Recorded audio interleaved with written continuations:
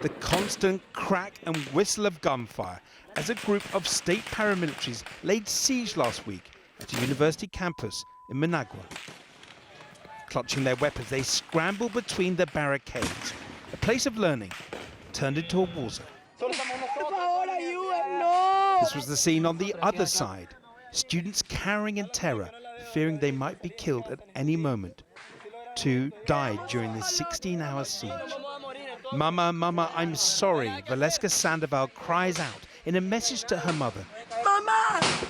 Mama! The 20-year-old later escaped, but has since vanished with several other students believed detained by the government. For the past 3 months, much of Nicaragua has been in open revolt against the government of President Daniel Ortega, accused of sliding towards autocracy and violent repression. When students and unarmed civilians protesting social security cuts were fired on, it triggered a cycle of violence, with police and paramilitary units accused of using excessive, often deadly force to try to crush the protests.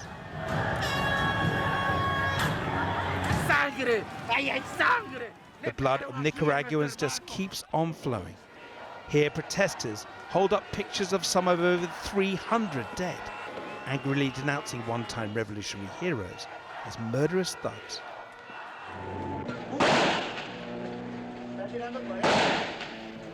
Back in 1979, the Sandinistas, now the ruling party, led Nicaragua's revolution, overthrowing the Somoza dynasty. Daniel Ortega emerged as a left-wing revolutionary icon after seeing off the US-backed right-wing Contras. The former Marxist guerrilla then reinvented himself, swapping his military fatigues and revolutionary rhetoric for sober white shirts and talk of peace. Re-elected president in 2007, he ousted his political rivals and appointed his wife as vice president. Now, as Nicaragua slides deeper into violence, his opponents say Comandante Ortega is becoming the type of autocrat he once overthrew. President Daniel Ortega joins us in an upending of history. Last night, President Ortega appeared on President Trump's favored news network to defend his record. It's been a week now that turmoil has stopped. During the interview on Fox News, he made a series of rather implausible claims and distanced himself from the masked paramilitaries behind many of the attacks, claiming they were bankrolled by drug traffickers and his enemies. They have funds, and those funds are then used to train paramilitary groups and help them get weapons. But the interviewers failed to dampen down a growing chorus of criticism as Nicaraguans seek a way out of the bloody chaos.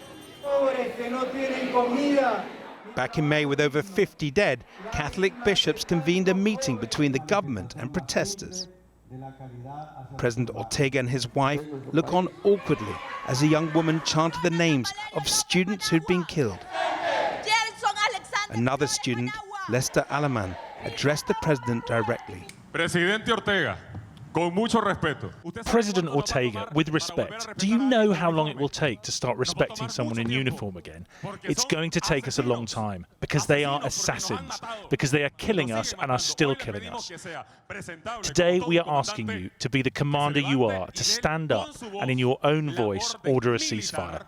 The young man has since been charged with terrorism offences, which carry up to 20 years in jail. Speaking out clearly carries big risks, but the families of the dead will not be silenced. The government of Daniel Ortega executed my son and the other students, and they are still doing it. Another day, another funeral, this one in Masaya, an opposition stronghold. Eric Antonio Lopez killed, his family says, by the police. A sharpshooter watches from a nearby rooftop. Human rights groups say masked paramilitaries have gone door to door in the past few days in towns across the country, detaining hundreds, including entire families. As the violence appears to worsen, some are pinning their hopes on the Catholic Church to act as a mediator. At this place of worship with bullet holes in the window, and even the painting of Jesus, a Mass for Peace is held.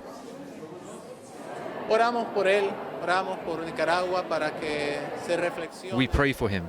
We pray for Nicaragua, for reflection, so that there is no hate in the hearts of Nicaraguans. The Church is on the side of those who suffer, and we hope there is reflection. But for now, there is no time for reflection. In the town of Ortega, residents turn out, banging pots, as they attempt to drive out paramilitaries who've come to make arrests. The outcome of struggles like this will determine the future of Nicaragua and the fate of its embattled president.